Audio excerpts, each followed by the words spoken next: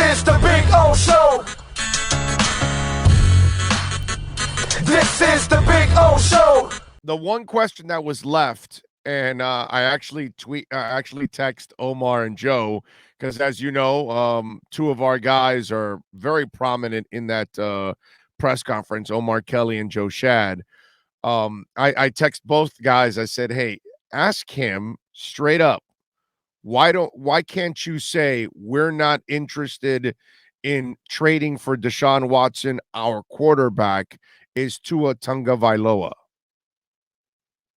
And then you can see, because every time he answers the question, he doesn't really go all the way, but we haven't, as a media, painted him into a corner and forced him to ask the question. So say you're not going to be the Alabama coach. I'm not going to be the Alabama coach. Boom. Lie. Get it? And so when he says that, that he's addressed it and it's not a distraction and all that, it is a distraction. And he never really ever says, we have no interest in trading for DeShaun Watson, because he really can't say that. Because in the end, they still may have interest in trading for DeShaun Watson in the offseason. As I've told you over and over and over and over and over and over and over and over and over and over and over and over and over again, that if Tua doesn't impress, then maybe in the offseason, going after Aaron Rodgers or DeShaun Watson could be options. They're not trading for DeShaun Watson now. I just don't believe it. I don't believe it has. I'm going to stay steadfast on this the entire time. I don't believe Miami has been talking to them about trading for Watson since last offseason. When Watson came out publicly and said, I'm not playing for you guys anymore, boom, that's when they inquired. Then the allegations came in, and that's when nobody else probably really started dealing with them anymore. Now, has Houston had, maybe a conversation where they called people to gauge interest? Yes, I'm sure they've done that. And what are they doing now? Trying to stir up interest again. What did I tell you guys yesterday? Do you remember our conversation yesterday? And what did I tell you that my cynical mind is thinking? Because I've been at this for a long time. This is Houston desperate to make a deal for Watson now because they don't know what the offseason holds. And if they find him guilty, they lose all leverage. Of course, if he's innocent, they will gain all the leverage in the world. But right now, they don't know. And neither does Miami, and neither does any other team. I don't believe there's a team in the NFL that is negotiating right now with the Houston Texans for the services of DeShaun Watson. Why? Because common sense tells you there are 22 civil lawsuits. There are 10 criminal investigations going on. There is nothing resolved. Nobody has insight. So this is all coming from Houston. And John McClain, while incredibly respected, never said that a deal was going to be done. He says, well, I hear it could even be done until by the deadline. You hear, but not, it's a done deal that it's going to happen. It's not like Woj coming out and Schefter coming out saying, hey, boom, this trade's happening. They're giving up this pick. They're giving up that player and these concessions. And they tell you the entire trade. Nothing is going on like that. This has been a bunch of effing hot air from the get-go. That's all it's been. I'm not telling you that Miami isn't interested. I'm not telling you that Philadelphia isn't interested. I'm not telling you that Carolina might not be interested. They might be interested, but they're all waiting for resolution first. because common sense tells you, how do you trade for a guy that could be a criminal? That's all you need to know. And that's what it comes down to. And yes, this is a distraction. I don't care what Cam Flo thinks.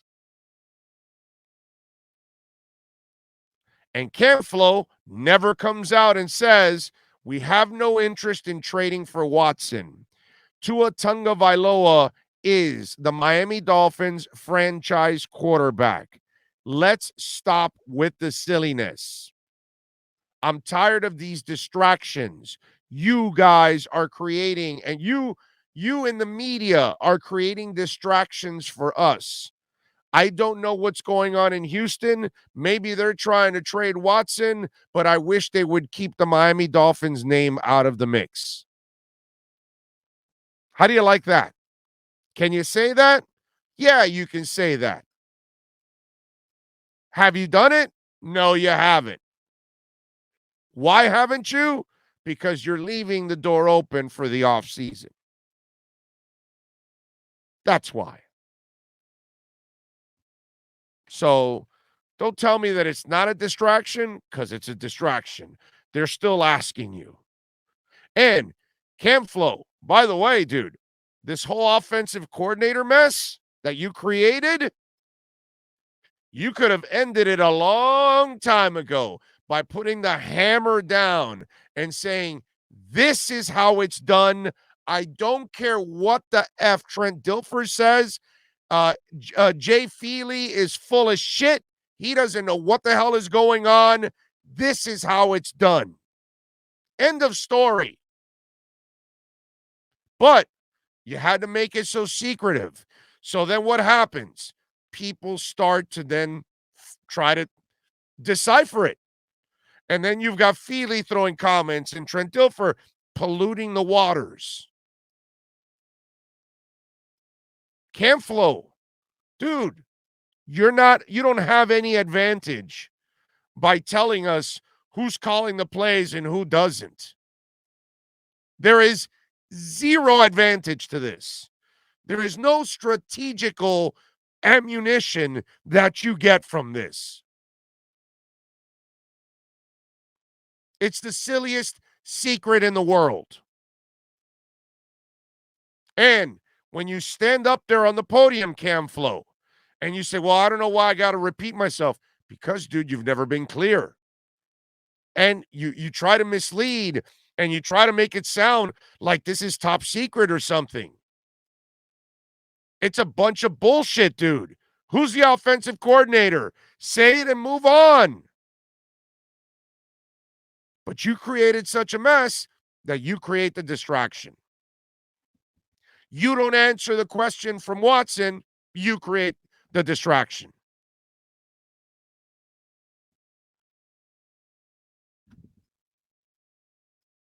I'm just saying, man. This is what happens with rookie coaches. They gotta they thoroughly have to go through the mistakes and embarrass themselves in order to learn.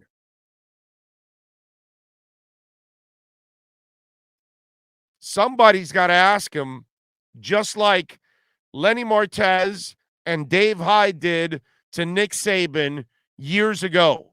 You must corner them and say, Cam Flo, why won't you just come clean and say this already? Say, we are not interested in trading for DeShaun Watson because Tua Tagovailoa is our franchise quarterback. Why can't you say that?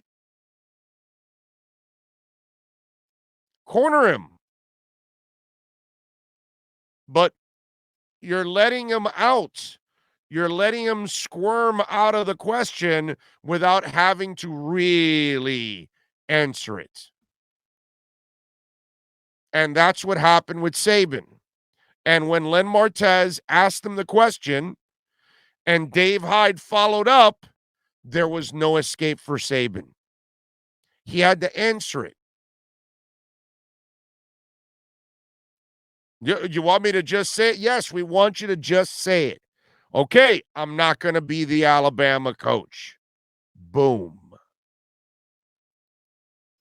So when you avoid the direct question because they have not asked him the direct question, you will get a direct answer. Because if he doesn't answer it directly, you got your answer. If he answers it directly the way Saban did, you got your answer, and now we will find out the results. And we will find out if your answer is the truth or it's a lie.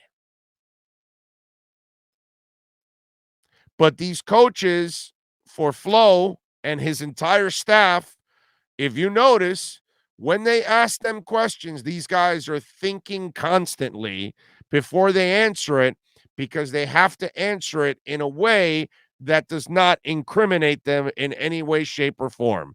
And I don't mean incriminate in a way of criminal activity. I mean like catch them in a lie, catch them overconfident about something, over analyzing about something, whatever it is. They're trying to find a way to answer a question to not end up in a loophole. That's the whole thing for them. That's what this entire staff does every time they're answering some of the tougher questions.